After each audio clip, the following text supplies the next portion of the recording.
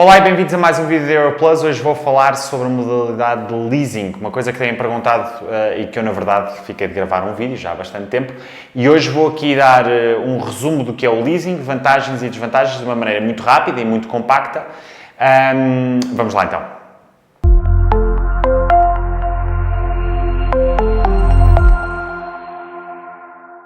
Ora bem, o leasing sumariamente é um contrato de locação financeira em que uma entidade, normalmente um banco, compra um imóvel para o arrendar a um inquilino, ao locatário, com a finalidade de, mais cedo ou mais tarde, vender esse imóvel.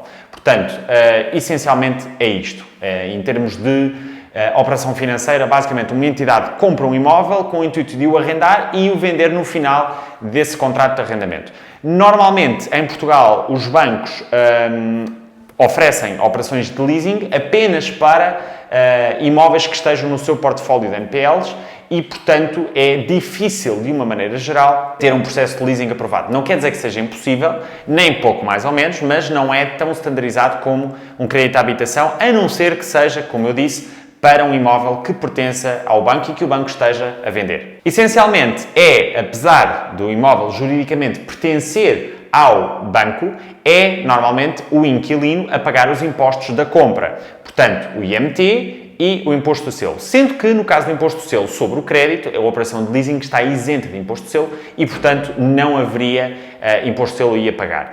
Em todo o caso, o inquilino, portanto, o locatário, vai pagar então as despesas da compra e venda, portanto, os honorários do notário, mais os impostos da compra e, a partir daí, passa a ser um inquilino daquele imóvel, pagando uma renda ao banco todos os meses e, no final de um determinado período, portanto, acordado previamente, na maturidade do leasing, a última prestação inclui também aquilo que se chama valor residual, que é algo que pode flutuar entre os 2% e os 30%, mas normalmente em Portugal a prática tem sido entre 2% a 5%. Não quer dizer que não possa ser 10%, não quer dizer que não possa ser 15% ou até mais do que isso. Normalmente, a média, eu diria, situa-se nos 5%, pelo menos das operações que eu vi até hoje. E, portanto, com a última tranche do imóvel, é paga também esse valor residual para haver uma transferência de posse e o imóvel, a partir daí, pertencer efetivamente ao locatário, também do ponto de vista agora jurídico. Portanto, até aqui, o banco compra o imóvel para o arrendar ao inquilino. Juridicamente, o banco é o dono do imóvel e é o responsável pelo imóvel. Financeiramente, à luz do contrato de locação, o inquilino, o locatário, é o responsável pelo bom pagamento de todas as rendas e, portanto, é o responsável financeiro, do ponto de vista financeiro, daquela operação. Em termos, então, de vantagens, que vantagens é que nós temos em recorrer a um leasing? Eu devo dizer que o leasing é um produto perfeito para ocasiões excepcionais. Ou seja, de uma maneira geral, eu não recomendo um investidor de pequena, média ou até grande escala fazer uma compra de um imóvel ou tomar a posse de um imóvel através de um leasing imobiliário. Normalmente isso não é a operação que melhor se adequa, enfim, ao negócio. Porém, em certas circunstâncias, é efetivamente uma operação bastante interessante. A primeira operação, a primeira razão, aliás, e que é uma grande vantagem para se recorrer a um leasing, é que normalmente é possível financiar o negócio a 100%, coisa que hoje em dia em Portugal já não é possível através de um crédito à habitação. Pelo leasing inclusivamente pelo leasing é possível financiar também as despesas que estão inerentes ao início do leasing, portanto, à transferência da propriedade do ponto de vista de locação. Ou seja, as despesas relacionadas com impostos com a compra e também os honorários do notário são efetivamente passíveis de ser financiadas pelo leasing. Ou seja, o leasing pode financiar até mais de 100% no fundo da compra. Sendo que, para isso, é preciso que a avaliação do imóvel o permita. Ou seja, claro que, embora teoricamente a operação de leasing permita uma coisa destas, é imperativo que na prática a avaliação do imóvel permita de facto financiar mais que o valor da compra para cobrir também esses gastos de impostos e valores de honorários na escritura.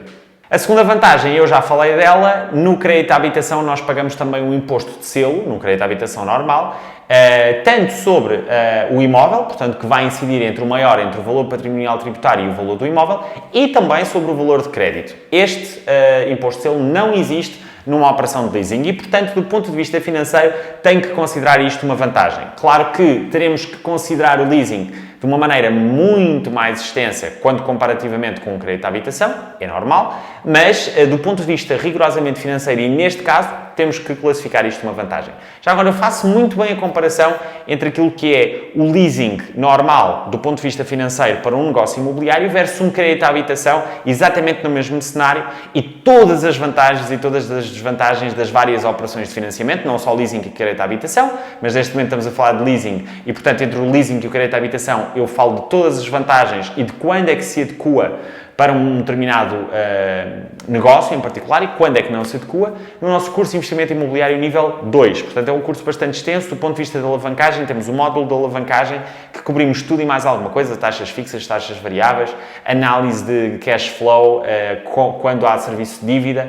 Todas as operações, eu falo todas as operações, nomeadamente, naturalmente, o leasing, linhas de crédito e tudo mais, e aqui no leasing eu falo bastante extensivamente sobre leasing, acho que é uma aula só de 1 hora ou 2 a falar de leasing e explico efetivamente em que condições é que o leasing de facto faz sentido. Vamos então agora falar das desvantagens do leasing, que havia muitas, mas eu escolhi 3 em particular, que contrapõem no fundo com as vantagens que eu anunciei anteriormente. A primeira grande desvantagem é o facto da maturidade do leasing ser, regra geral, mais baixa do que a potencial maturidade que nós podemos encontrar num crédito à habitação. Normalmente a maturidade do leasing está majorada a 30 anos ou a 75 anos neste momento, neste preciso momento, da idade do locatário, enquanto um crédito à habitação pode ir mais longe, nomeadamente a maturidade, pode chegar facilmente aos 40 anos.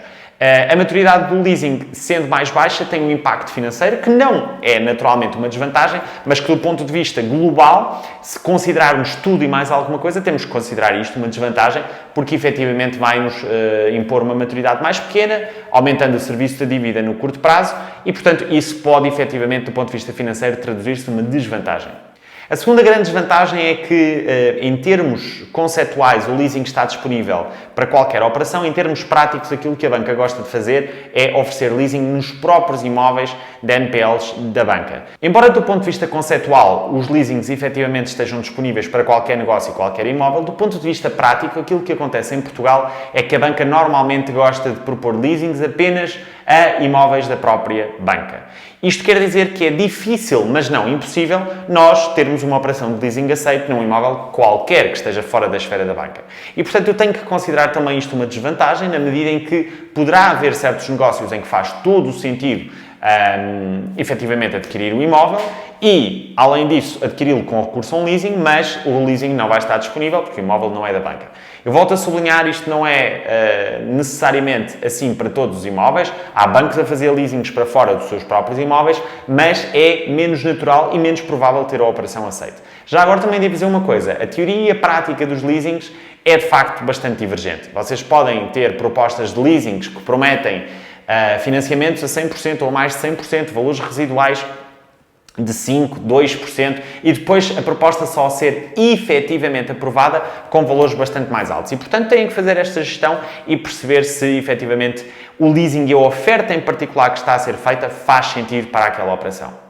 A terceira grande desvantagem é que o spread dos leasings normalmente é mais alto, e eu diria até bastante mais alto, do que aquilo que são os spreads dos créditos à habitação. E, portanto, isto é naturalmente uma desvantagem. A razão para isso é que, como não há, enfim, na prática são várias, mas essencialmente há 2 razões fulcrais. Primeiro, não existe um valor de entrada, um valor de capital próprio portanto, na compra do imóvel e, portanto, o banco terá que, enfim, começar a rentabilizar o seu investimento de uma maneira mais rápida e isso reflete-se em termos de risco no spread. E também uma outra questão que é, normalmente o leasing acarreta um risco maior para o banco na medida em que, em teoria, e lá está, o spread também é bastante maior, em teoria, o banco irá comprar um imóvel que não quer comprar apenas para o arrendar. Enquanto que num crédito à habitação ele apenas fica com a hipoteca e não é propriamente a mesma coisa e, portanto, se há um default, sim, o imóvel vai para o banco, a partir, dependendo das avaliações daquilo que o imóvel valer e tudo mais, mas em teoria, do ponto de vista conceitual, há aqui uma grande diferença. Os custos associados ao leasing, depende, alguns até são mais baixos, mas no cômputo geral são mais altos do que no crédito à habitação. e o spread é também, ou a taxa de juros, se quisermos, é também mais alta. A taxa de juro fixa num leasing não é tão comum, isto seria já outra desvantagem. Normalmente os leasings andam à volta das taxas variáveis, mas poderá acontecer também. Tudo isto que eu estou a dizer são generalidades, são coisas que em regra funcionam, mas que poderá haver exceções, como em tudo na banca. Aliás, tudo é negociável na banca e, portanto, poderá haver uma série de exceções. Em todo o caso, estas são as duas vantagens que me apraz dizer e relevar, e depois as 3 grandes desvantagens, embora haveria 30 vantagens e 50 desvantagens ou uma coisa do género, para falar genericamente do leasing. O assunto é bastante, no fundo, complexo ou pelo menos extenso. Mas além disso, eu volto a dizer, estas vantagens e desvantagens têm que ser geridas do ponto de vista casuístico e, portanto, para um imóvel ou um leasing pode fazer toda a diferença, para outros pode não fazer sentido nenhum, não é? Portanto, para um negócio em particular pode fazer muito sentido, para outros pode não fazer sentido nenhum. E, portanto, era isto. Dúvidas, já sabem, coloquem abaixo. Se ainda não subscreveram o canal, subscrevam, ativem também o sininho do YouTube para serem notificados sempre que lançarmos um vídeo. Estamos aqui todas as semanas a lançar conteúdo propositado e, portanto, queremos, enfim, fazer-vos chegar este conteúdo. Um abraço a todos e a todas. Bons negócios imobiliários. Fiquem bem.